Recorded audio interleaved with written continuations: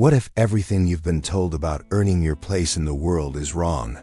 Forget hustle culture. Forget shouting to be heard. What if the most powerful way to be seen is to orchestrate a situation where you are chosen for your pure, undeniable talent, even by the one person you have every right to hate? Have you ever felt invisible? Like you possess a gift, a unique skill, but you're trapped on the outside looking in, waiting for someone to finally notice? This is a story for you. It's about a young man who felt that exact pain, but instead of waiting, he decided to write his own destiny, armed with nothing but words. We're about to dive into the mind-blowing story of a reclusive millionaire author, Robert Cooper, who, crippled by loneliness, hires a writing assistant sight unseen. But the man who walks through his door isn't just a stranger with a gift for prose. In a father-son twist that defies belief, the assistant is the son he never knew he had. And the most shocking part? He knew all along. This isn't just a story about a secret son. Reveal it's a roadmap to being chosen for who you truly are. And it might just change how you see your own potential. But what happens after the shock wears off? What happens when a bond built on a secret is the only thing that feels real? This journey forces us to ask a powerful question. Can a connection forged in deception ever lead to true redemption? It's a deep dive into a labyrinth of guilt, hope, and the desperate search for a second chance bond. Prepare yourself, because the emotional discovery at the heart of this story is a powerful reminder that sometimes family by fate is more powerful than blood.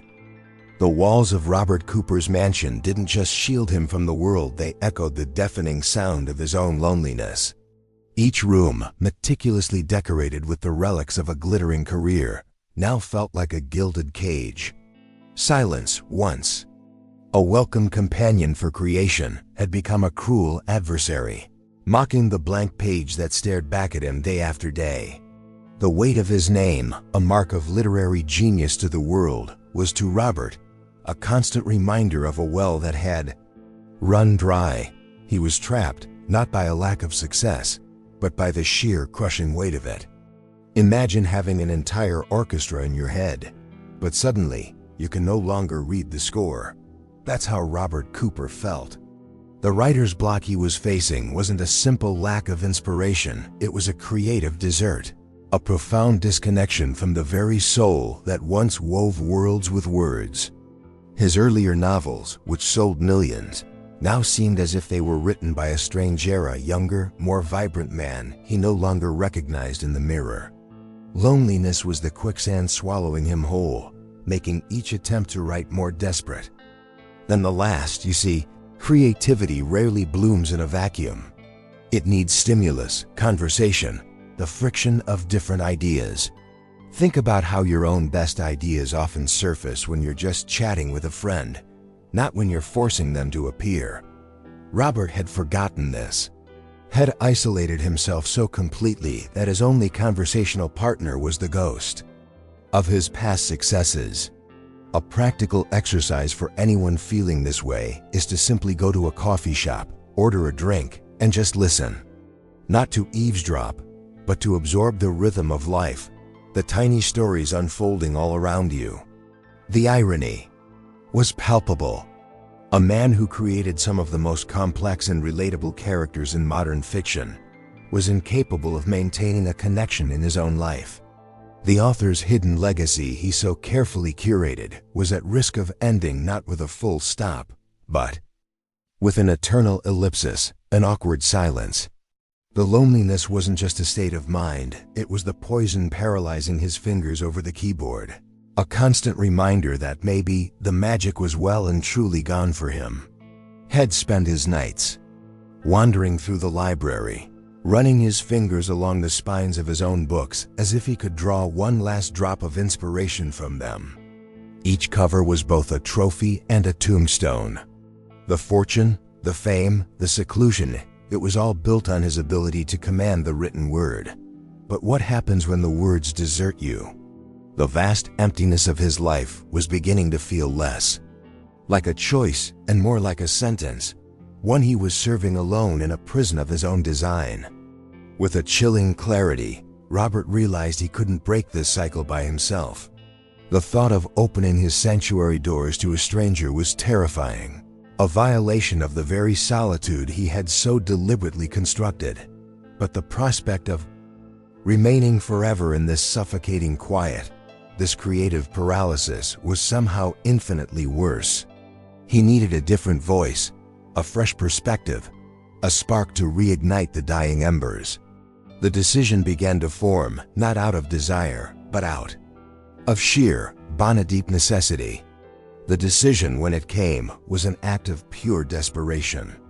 Robert Cooper wasn't just hiring help, he felt like he was outsourcing a piece of his soul. In a moment of frustration, staring at the cursor blinking on a blank document for the 1,000th time, he posted an anonymous ad. There were no requests for resumes, no demands for prestigious degrees, no interviews. Just one simple instruction: submit a 500-word sample of your best fiction. It was an unconventional method, a shot in the dark, but for a man who lived by the word, it was the only test that mattered. This wasn't about finding an employee, it was a quest for a kindred spirit. The submissions flooded in, hundreds of them, from all corners of the country. He spent days reading, his initial hopes slowly curdling into disappointment. Most were sycophantic, clumsy attempts to mimic his famous style. It was like listening to a parade of bad cover bands, each one missing the very essence of the original. Music. They copied his rhythm but had none of his heart. He was looking for a collaborator, not a cheap impersonator, and the search was proving fruitless. You know that feeling when you're scrolling through endless noise online, and then suddenly, one thing just grabs you? That's what happened. Buried in the mountain of mediocrity was one sample that was different. It didn't try to be him. It had its own voice, confident, creative, and sharp. Yet, beneath its unique surface, there was a strange, haunting familiarity. In its cadence, a rhythm that resonated with a part of him he thought was dormant. This was more than just good writing, it felt like an answer to a question he was afraid to ask. This was chosen by words. He reread the submission a dozen times. The prose was alive, breathing on the page. It told a story of loss and hope with a maturity that seemed to defy the writer's presumed youth. There was a subtle power in it, a whisper of a shared understanding of the world that Robert hadn't encountered in years. It was as if the writer understood the architecture of a story in the same way he did, as if they were both looking at the same blueprint. An emotional discovery was taking place before they had even met. Without a second thought, without even knowing the applicant's name or seeing their face, he sent the offer. A generous salary, a room in the mansion, and a chance to work on the next great novel by Robert Cooper. It was a monumental gamble, placing his trust and the future of his author's hidden legacy in the hands of a complete stranger. He had chosen a partner based on nothing more than the soul they put on a page, a true act of faith in the power of writing. Now, all that was left was to wait. The email had been sent, the offer accepted.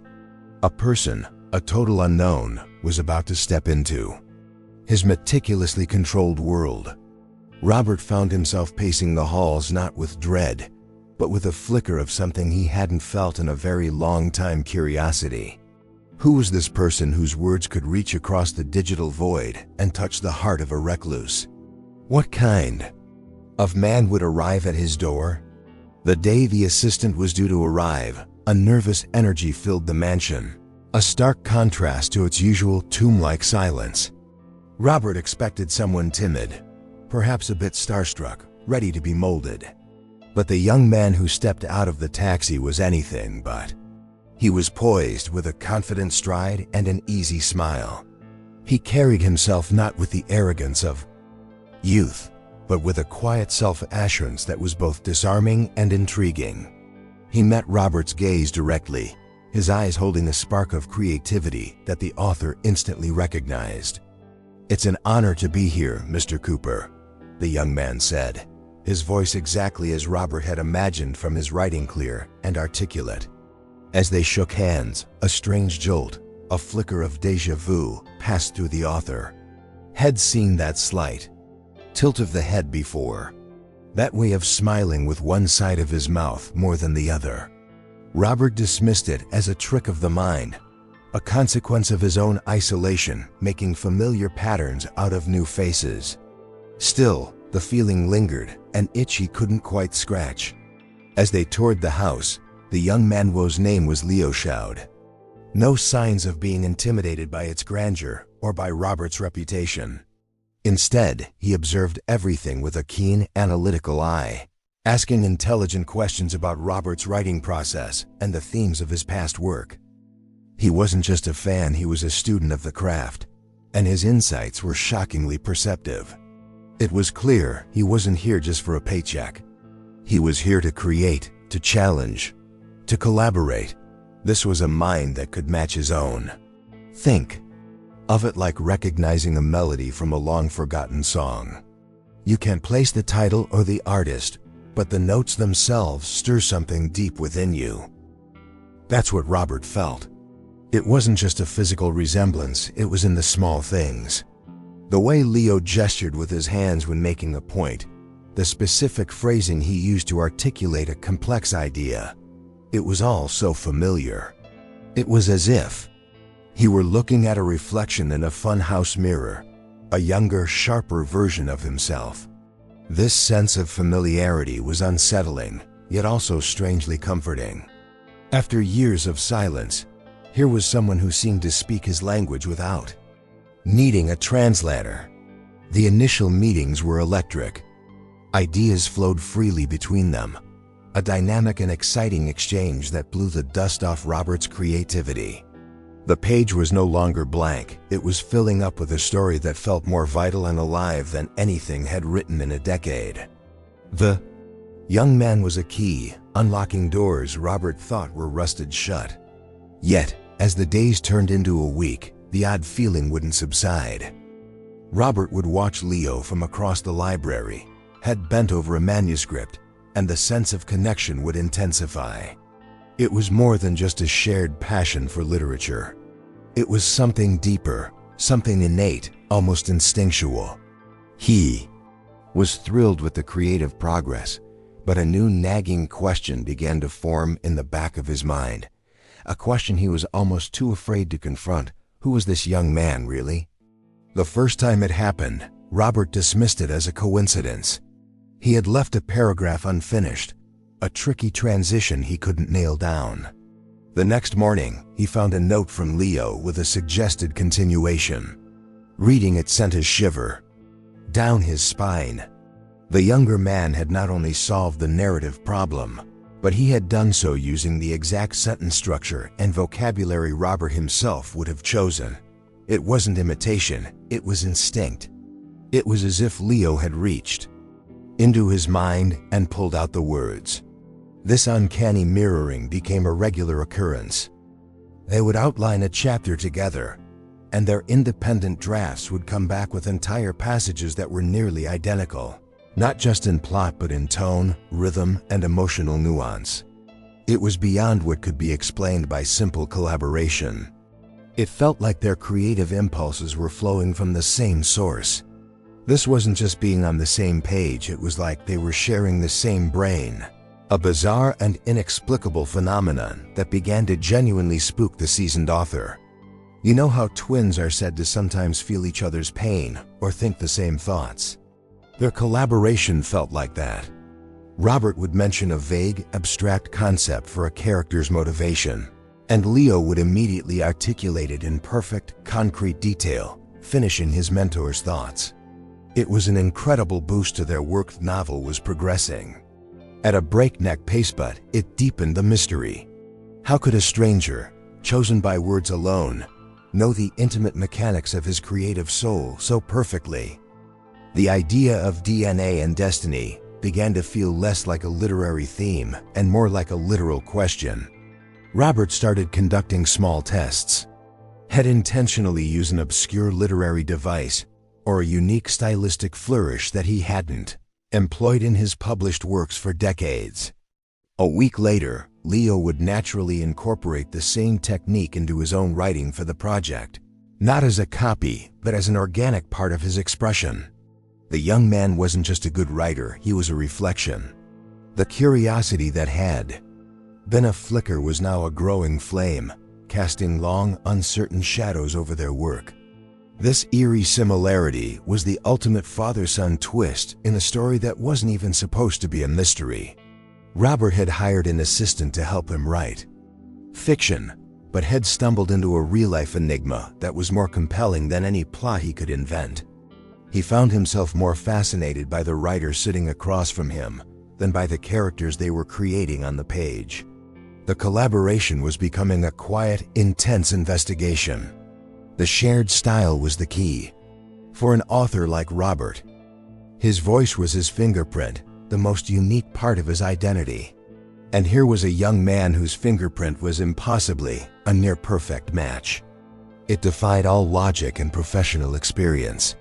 Robert knew he had to dig deeper, but he had to be careful.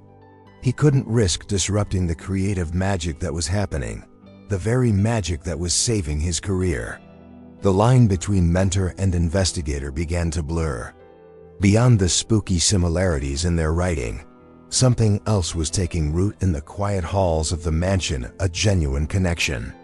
Their long work sessions, often stretching late into the night, were punctuated by moments of shared laughter and personal conversation.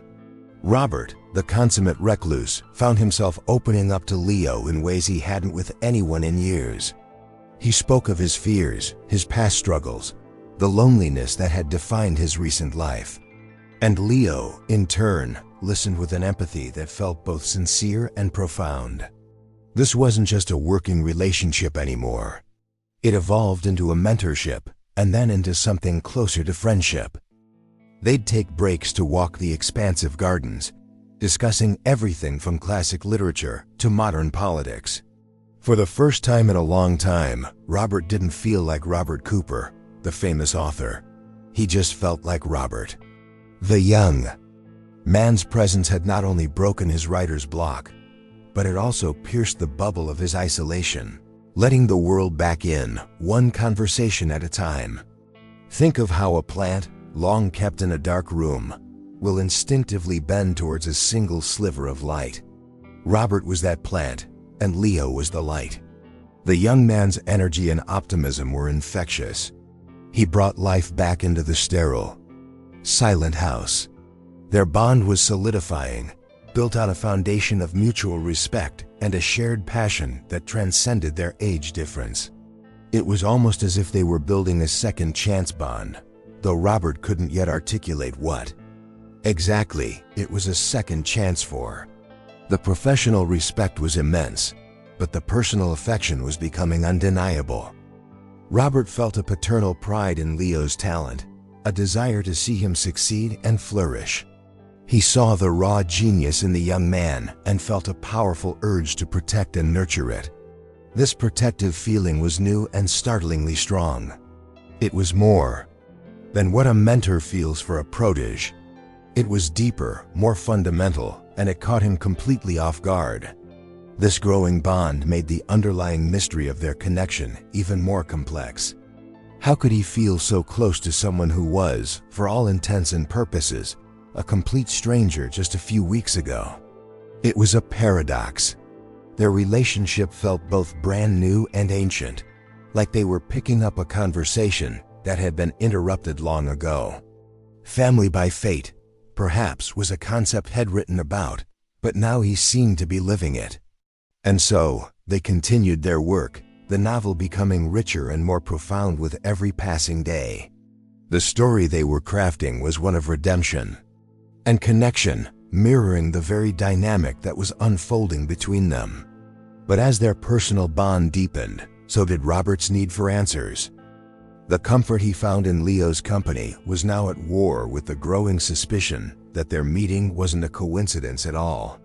A storm was gathering, and it was centered directly on the young man he had come to care for so deeply. The evidence was piling up, moving from the page to the person. It was the little things, the unconscious habits that are impossible to fake. Robert noticed that when Leo was deep in thought, he would tap his chin with his index finger, the exact same absent-minded gesture Robert himself had been teased about his entire life. He saw it once, then twice, and soon it became a glaring signal he couldn't ignore. It was a small, insignificant detail to the world, but to Robert, it was a thunderclap. Then there were the expressions. Leo had a particular way of narrowing his eyes when he was skeptical of an idea, a subtle crinkling at the corners that was a mirror image of what Robert saw in his own reflection each morning. He also shared Robert's dry, ironic sense of humor, a specific brand of wit that his editors often said was his signature.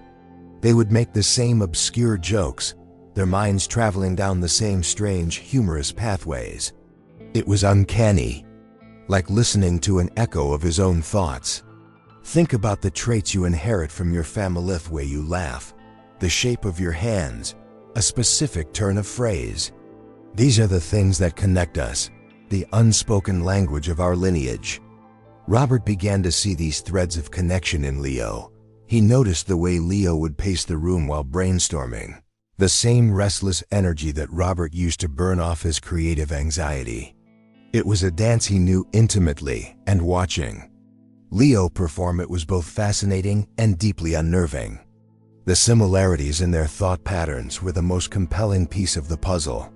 They didn't just have similar writing styles, they had similar minds. They solved problems in the same way, approaching narrative logic from the same angles.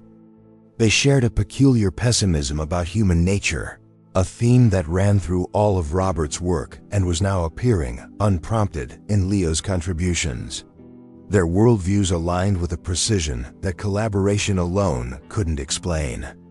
DNA and destiny was no longer a metaphor. The author in him, the observer of human nature, couldn't let it go. He started a private journal, not of story ideas, but of these observations. Taps chin when thinking. Uses the word henceforth ironically. Hates cilantro. Each entry was another piece of a puzzle he wasn't sure he wanted to solve. The evidence was pointing towards a conclusion so monumental, so life-altering, that his mind shied away from it. This was an emotional discovery of the highest order, and it was terrifying. He was living inside a real-life mystery novel. He, the master plotter, had no idea what the next chapter held. The young man he had hired, the one who was saving his career and alleviating his loneliness, was becoming an enigma. Robert knew he had to stop guessing. He needed facts. He needed to look into his own past, to revisit a chapter of his life he had long since closed and buried. The investigation had to begin in earnest. The investigation began in the dead of night, with Robert feeling like a character in one of his own thrillers. He needed a starting point, a thread to pull. Leo had mentioned, in a passing conversation, that he was raised by his single mother and never knew his father. He also mentioned being born in Chicago. A quick, discreet search of his new assistant's legal name and birthplace yielded his mother's name, Aria Perez. The name hit Robert like a physical blow, a ghost from a past he had locked away for nearly 3 decades. Aria Perez. She was a fiery, brilliant graduate student had met at a writers' conference in Chicago all those years ago. It was a brief, intense affair, a whirlwind week of passion, intellectual debate, and connection that had felt incredibly significant at the time. But he was young, fiercely ambitious, and terrified of anything that might derail his path to literary stardom. When the conference ended, so did they. Had returned to his life, burying the memory under layers of work and success. Now her name was back, and it carried the weight of 1,000 unanswered questions. He needed proof, something tangible. He tore through his attic, a dusty mausoleum of his past life. He sifted through boxes of old manuscripts, tax records, and forgotten memorabilia. He was looking for letters for anything from that specific year. Just as he was about to give up, he found it, tucked inside a worn copy of The Great Gatsby that she had given him. A single unopened envelope with his address written in her elegant, familiar script. It was postmarked 9 months after their week together. His heart hammered against his ribs. You know that moment in a movie when the protagonist finds the tove? One clue that changes everything. This was it.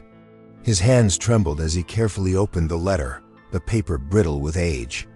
The words inside were simple, honest, and devastating. Arya wrote that she didn't want anything from him, that she knew he was on a path to greatness and wouldn't stand in his way. But she felt he had a right to know. She was pregnant, and the child was his. She was going to raise the baby on her own. It was a declaration, not a request. The letter fell from his hands. The air rushed out of the room. Every strange similarity, every shared mannerism, every uncanny connection with Leo suddenly snapped into sharp, horrifying focus. The father-son. Twist wasn't a plot device, it was his life.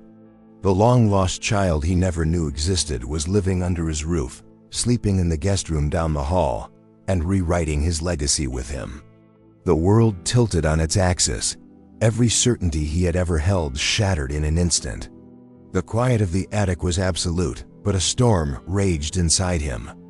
He looked at the letter again. The ink slightly faded, but the message as clear as day. Arya Perez, his son, Leo. All these years, a part of him had been out in the world, a life he had unknowingly created. The boy wasn't just chosen by words, he was connected by blood. The discovery didn't feel like a revelation, it felt like a verdict, an indictment of the choices he had made as a young man.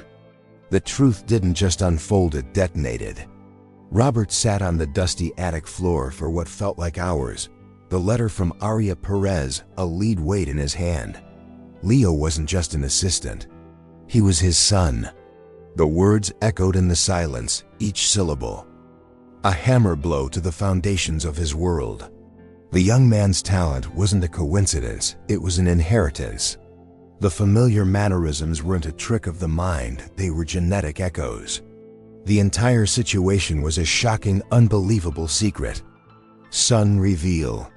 He stumbled downstairs, his mind a chaotic whirl of images: Arya's smile, Leo's confident gaze, the words on the paggyboth, in the letter and in their shared manuscript. It was a truth so immense, so overwhelming, that it was hard to breathe. He looked at a framed photo of himself from his 30s, and for the first time, he saw the resemblance to Leo with painful clarity. How had he been so blind?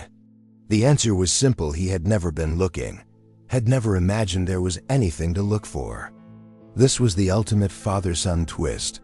He, a master of fiction, had been living in the middle of the most improbable story of his life without ever realizing he was the main character. The long-lost child trope from countless novels was now his reality.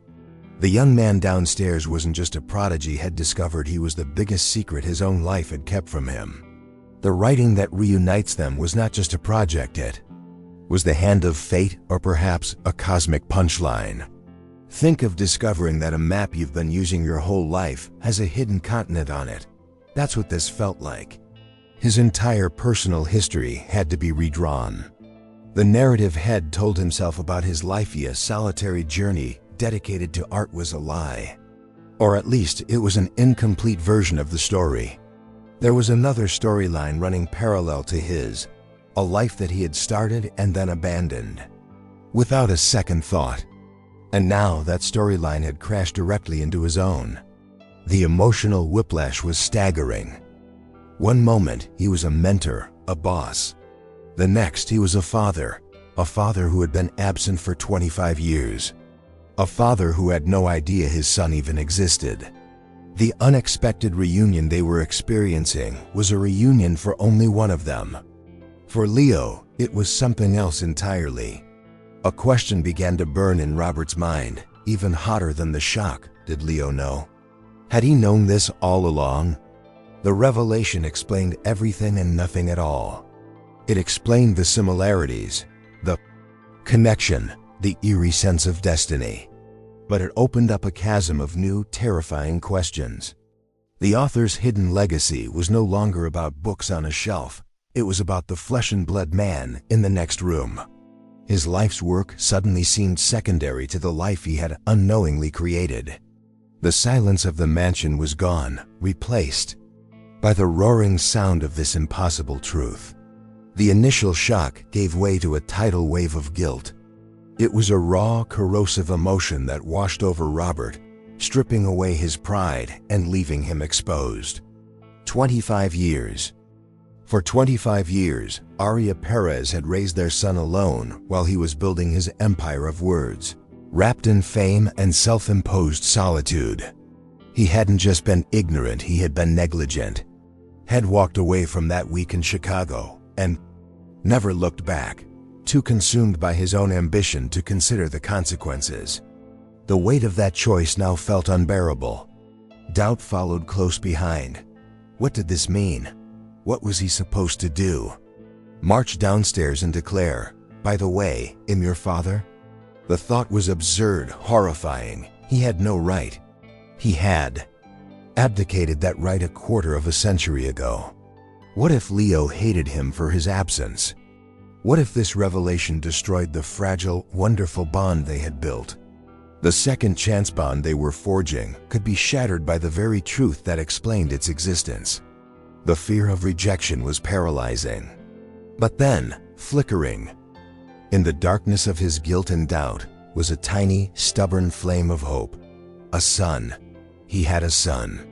A brilliant, creative, and confident son who, by some miracle of fate, had walked right back into his life. This family by fate was a gift he didn't deserve, but it was here. Maybe this wasn't an ending. Maybe, just maybe, it was a beginning. It was a chance for redemption through story, not just the one they were writing, but the one they were living. Imagine finding a winning lottery ticket you forgot in a drawer for years. You'd be ecstatic, but you'd also be kicking yourself for all the time you lost. That was Robert's turmoil. He was grappling with the joy of this incredible discovery and the profound sorrow of his failure. He was a father who had missed everything: the first steps, the first words, the scraped knees, the heartbreaks, the triumphs. He was a stranger to his own child, a ghost in his own family's history. The moral calculus was dizzying. He replayed every interaction with Leo since his arrival, seeing them now through this new, terrifying lens. Every moment of connection was now tinged with the irony of their hidden relationship. This emotional discovery had broken him open, leaving him vulnerable and uncertain for the first time in his adult life. He was Robert Cooper, the literary titan, but in this moment, he was just a man lost in a labyrinth of his own making, terrified of taking the next step. He sat with the truth, letting it saturate his being. The guilt was a stone in his gut, the doubt a poison in his mind, and the hope a fluttering bird in his chest. Before he could decide what to do, before he could formulate any kind of plan, another, more pressing question pushed its way to the forefront. If he had only just discovered the truth, what did Leo know? Was this all an elaborate, calculated plan on the young man's part? The mystery was about to take another, even more shocking turn. Robert didn't have to confront Leo. The confrontation came to him. Later that night, as Robert sat in his study, the letter from Aria lying on the desk like a piece of evidence, Leo walked in. He looked not at Robert, but at the letter, and his confident demeanor softened into something more vulnerable. "I figured you'd find that eventually," he said quietly, his voice steady but laced with years of unspoken weight. "My mother told me I should never use it. She said I should make my own way." The confession tumbled out. Of him, a story of a boy who grew up in the shadow of a famous father he had never met. Leo explained that his mother, Aria Perez, had given him the choice. She had told him who his father was, but she had also instilled in him a fierce sense of independence. He knew all along, his entire life, he had known about Robert Cooper. He had read every book, every interview, studying the man not just as a literary icon, but as the missing piece of his own identity. But he never wanted to be the long-lost child who showed up on a doorstep, demanding a birthright. His greatest fear was being seen as an obligation, a scandal, a footnote in Robert's life. He wanted something more. He wanted to be seen for who he was, for the talent that he had painstakingly developed on his own. He wanted to be chosen by words, not by blood. The anonymous submission was his one shot to prove to his father and to himself that he was worthy on his own terms. Can you imagine the courage that takes to deliberately enter the orbit of the person who represents your biggest emotional wound? Not with an accusation, but with a portfolio. It's like auditioning for a play, knowing the director is the parent who abandoned you, and being determined to land the part based on nothing but your performance. It was an audacious, heartbreaking, and incredibly brave gamble. He didn't want a handout, he wanted a handshake based on merit. The revelation was a second father-son twist in a single day. Leo hadn't stumbled into his life by accident. He had orchestrated the entire unexpected reunion. He had seen the ad and known with absolute certainty that it was his chance. He had poured everything he had into that 500-word sample, knowing it would be judged by the one person whose opinion mattered most in the world. He hadn't come for a reunion, he had come to be validated. Robert listened, his own guilt and fear momentarily silenced by a wave of stunned admiration. Leo's confession wasn't an accusation, it was a statement of purpose. He had sought out his father not for money or fame, but for recognition. He wanted to know if the DNA and destiny they shared was truly in the words, in the art itself. And in a strange, beautiful way, Robert had given him exactly that, choosing him without any knowledge of their true connection. The betrayal he half expected wasn't there. In its place was a raw, staggering honesty. A part of Robert felt a flash of betrayal. He had been manipulated. This entire collaboration, this bond he thought had formed so organically, had been built on a foundation of secrets. His home, his work, his emotions, had all been part of a grand, audacious plan conceived by the young man in front of him. He, the master puppeteer of his fictional worlds, had been a puppet in his own life. The feeling was sharp and deeply unsettling, a violation of the trust he had so freely given. But that feeling was quickly overwhelmed by something far more powerful, a profound sense of awe. The sheer audacity and courage of Leo's plan was staggering. He hadn't come with bitterness or a sense of entitlement. He had come with talent as his only calling card. He had faced the ultimate rejection, being chosen or discarded by the father who never knew him, based solely on his own merit. Robert felt a surge of pride so fierce it almost knocked the wind out of him. This was his son. Think of the emotional discipline required for such a feat. Leo had to suppress his own lifetime of questions and hurt to maintain a professional facade. He had to sit across from his father day after day, treating him as a mentor and not as the source of the biggest hole in his life. He wanted redemption through story, not just by writing one, but by creating a real-life narrative where he earned his place. Robert felt moved, humbled by the strength and integrity of the young man. He barely knew. The betrayal was the sting of a needle, but the admiration was the medicine it delivered. Leo's confession, he knew all along, wasn't a threat, it was a gift of vulnerability. He was laying all his cards on the table, giving Robert the power to either accept or reject him, now with the full truth between them. It was a testament to the character Aria Perez had instilled in him. He wasn't seeking a father's fortune, he was seeking a father's acknowledgement. This emotional collision left Robert reeling. He felt the sting of having been deceived, yet he was deeply touched by the motive behind the deception. Leo didn't want a father out of obligation, he wanted a peer who respected him. He wanted the second chance bond to be built on a foundation of genuine, earned connection. In a way, Leo's plan was the greatest tribute he could have paid to Robert's life's work, valuing the currency of words and talent above all else. The air in the room was thick with unspoken emotions. The professional relationship they had carefully built was now irrevocably shattered, replaced by this raw, complex, and terrifyingly real connection. Robert looked at Leo, no longer seeing just a brilliant assistant, but a young man of incredible courage and conviction. He saw his son, and he knew that whatever happened next, it would be anything but simple. The game had changed, and the rules were being written in real time. In the immediate aftermath of the confession, there was an awkward, unspoken agreement to retreat to neutral ground. "Let's just focus on the book," Robert suggested, his voice strained. Leo nodded, grateful for the lifeline. They tried to pretend that nothing had changed. They sat at the large library table, manuscripts spread between them, attempting to slip back into the comfortable roles of mentor and assistant. They talked about plot points and character arcs, their voices carefully measured and devoid of emotion. It was a noble effort, but it was utterly impossible. The truth was a third person in the room, a silent observer that colored every interaction.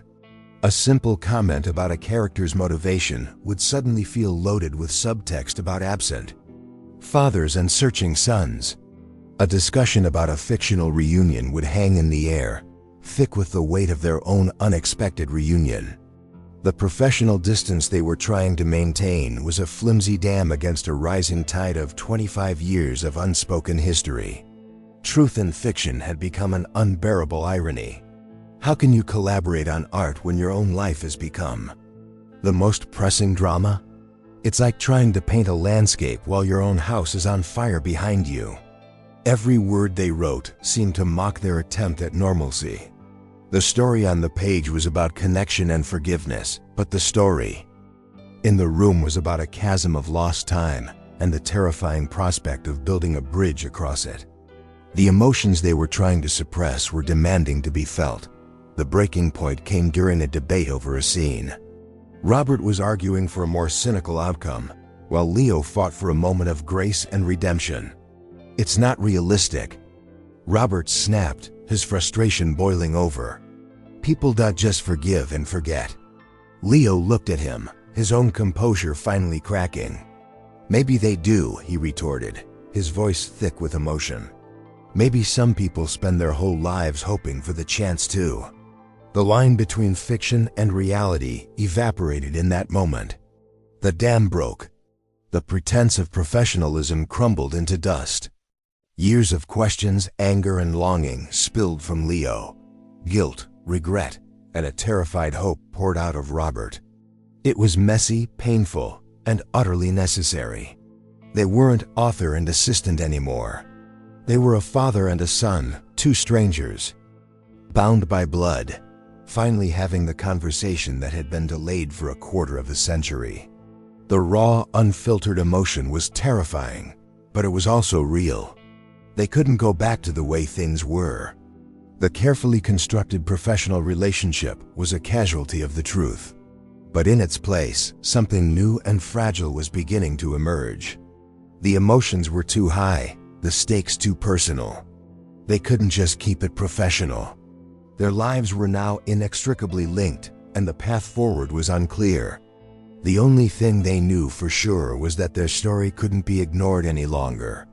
After the emotional dam burst, a new, fragile calm settled between them.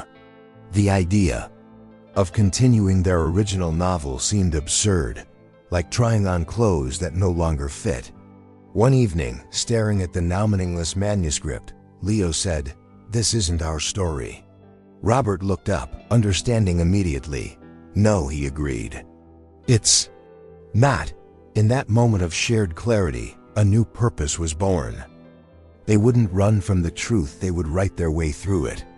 They would channel their impossibly complex reality into the art that had brought them together. Their project transformed. They threw out the old outline and started fresh, with a blank page that was no longer intimidating but inviting. The new story wasn't a direct autobiography, but a fictionalized vessel for their truth. It became the tale of an aging, isolated artist and a young, determined musician who enters his life, their creative styles blending in a way that defies explanation. It was their story, cloaked in the safe, elegant disguise of fiction. Truth and fiction became their guiding principle. This was no longer just collaboration, it was a form of therapy, a way to communicate the things that were too raw to say out loud. Robert wrote chapters from the father's perspective, pouring his decades of guilt, regret, and burgeoning hope onto the page. Leo wrote from the son's point of view, articulating a lifetime of longing, anger, and the desire to be seen for his own merit. Writing that reunites was no longer a keyword, it was their active process of healing. Think of it as building a bridge. Every chapter was a plank, every shared edit a nail. They were constructing a connection between their two separate islands of experience, using the materials they knew best: words, characters, and plot. When they couldn't talk about their own pain, they could talk about their character's pain. The fiction gave them a safe distance from which to explore their own reality, a way to touch the fire without being burned. This was their redemption through story. The work was emotionally draining but incredibly powerful. They would argue over a character's choice, only to realize they were actually arguing about their own past. They would write a scene of forgiveness and find themselves looking at each other with a new, shared understanding. The creative process became a crucible, melting down their individual pain and forging it into something new, something shared. The father-son twist from their lives became the central, driving force of their art. As the manuscript grew, so did their understanding of one another. The story on the page was becoming a testament to their real-life journey. They were not just writing a book, they were creating a record of their own emotional discovery. The project was becoming more than just a novel. It was the blueprint for their own relationship, a guide for how two strangers, bound by DNA and destiny, could possibly begin to build a future. As the pages multiplied, Robert realized something astonishing was happening.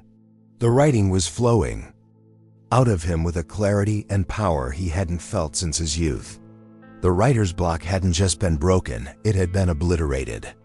By confronting the most personal and painful truth of his life, he had unlocked a new level of creative honesty. His prose became sharper, his insights deeper, his emotional range broader. He wasn't just writing, he was testifying. The novel was becoming a masterpiece. It had a raw, emotional core that none of his previous, more cerebral works possessed. The collaboration with Leo was a perfect fusion.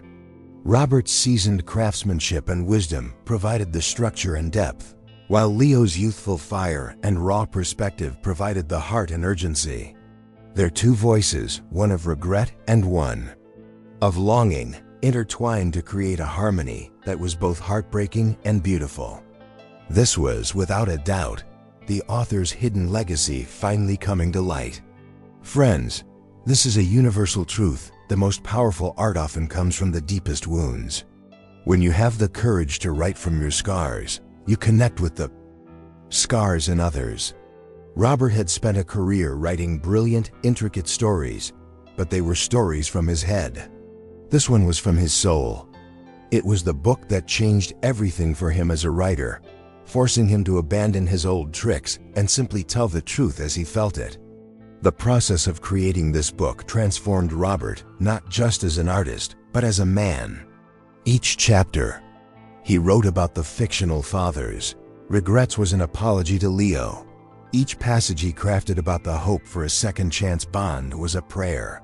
He was achieving redemption through story in the most literal way possible, working through his own failings by giving his character the chance to do better. The book was becoming more personal than any diary, more revealing than any confession. The world outside the mansion ceased to exist. Their lives revolved entirely around this single all-consuming project. They were no longer just father and son, or mentor and assistant. They were co-creators in the purest sense, united in a singular, powerful purpose. The energy in the writing room was electric, a sacred space where their shared DNA and destiny was being spun into literary gold. The story was becoming more real to them than their own lives. By the time they typed the final words, the end, they both knew. This wasn't just another book. It was the book. It was the most important, personal, and powerful novel of Robert Cooper's celebrated career. He had started the journey looking for a way to save his legacy, and in the process, he had created the one piece of work that would truly define it.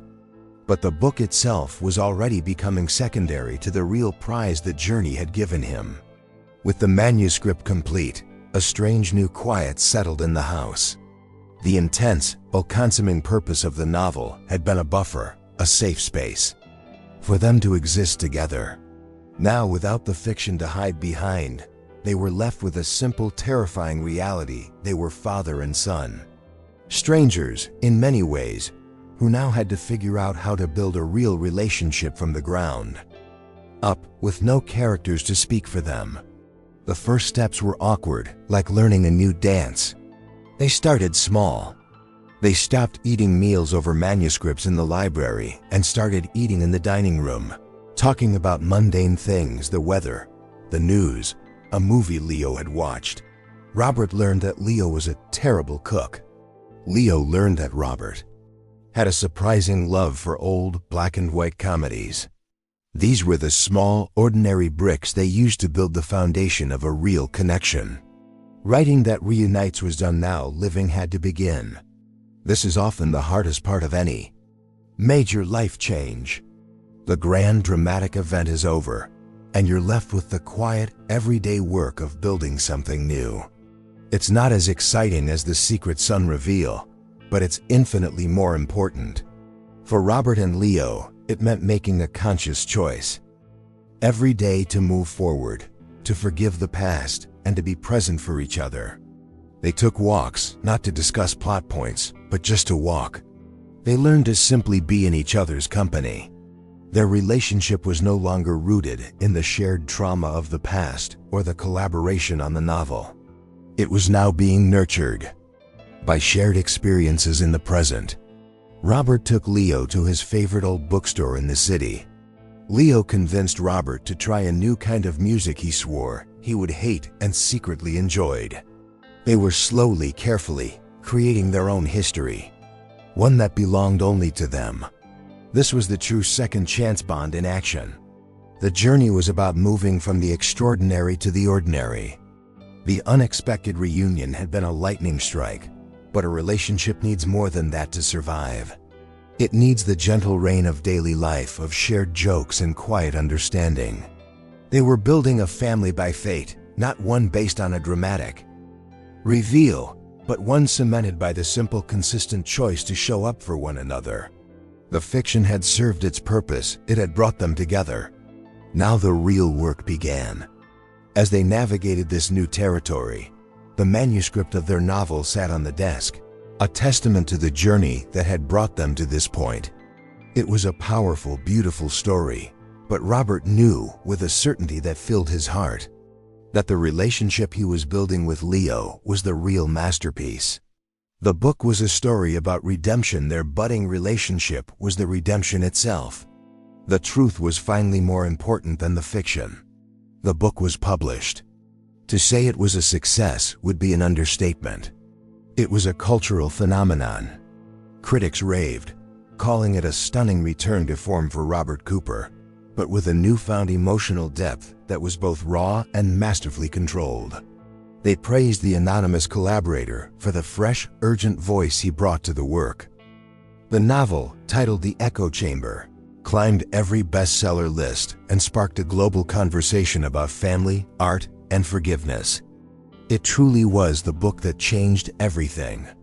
Robert and Leo attended the launch parties and award ceremonies, standing side by side in the glare of the flashbulbs. The world saw a reclusive genius and his brilliant protégé. But they knew the truth. They were a father and son who had found each other through a father-son twist so incredible it had to be hidden in plain sight. They would exchange small, knowing glances amidst the chaos, a silent acknowledgement of the real story that would never be told to the public. But here is the beautiful, final twist. The acclaim, the awards, the millions of copies sold, it all felt Secondary. It was like a pleasant background noise to the real music that was playing in their lives. The true success wasn't the novel's reception, but the quiet moments they now shared. It was watching a football game on a Sunday afternoon, arguing about plays. It was Robert helping Leo fix a leaky faucet, both of them completely inept but laughing about it. It was the simple, profound comfort of knowing they were in each other's lives. Their relationship, once a source of turmoil and fiction, had become a source of stability and truth. The unexpected reunion had led to a family by fate, forged not just by blood, but by a shared act of creation and forgiveness. The hole in Robert's life, the one he didn't even know existed, was now filled.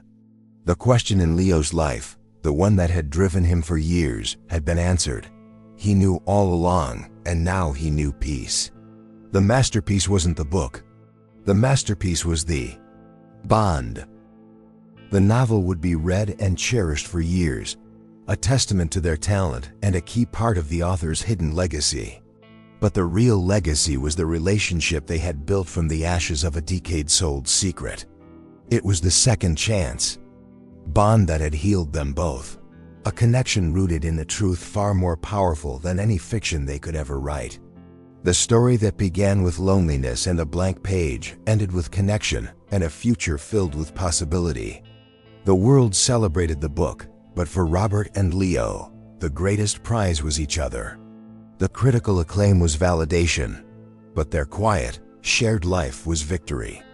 They had found their redemption through story, and in doing so, discovered that the best stories are not the ones we write, but the ones we have the courage to live. What an incredible journey!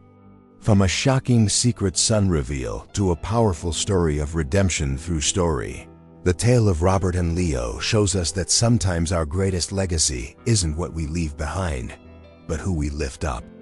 The book that changed everything was there. Creation, but their second chance bond became the true masterpiece. But the story doesn't have to end here. We want to hear from you. What part of this emotional discovery impacted you the most? Did you see the father-son twist coming? And tell us, were you satisfied with this ending? Or were you hoping for a different outcome? Let us know everything you're thinking in the comments below. Perhaps the ultimate lesson from this is that our own lives are the greatest stories we will ever tell. We don't get to write the first chapter, but the pen is always in our hands to write the next one. It's a powerful reminder to look for the truth, not just in fiction, but in the connections we forge, the forgiveness we grant, and the family we build, because that is where the real masterpieces are truly found. If you believe in the power of a family by fate, and that it's never too late to write a new chapter, do us a huge favor and hit that like button. It truly helps the channel. And of course, make sure you subscribe and turn on notifications so you never miss another deep dive into stories that challenge the way we see the world. Thanks for watching.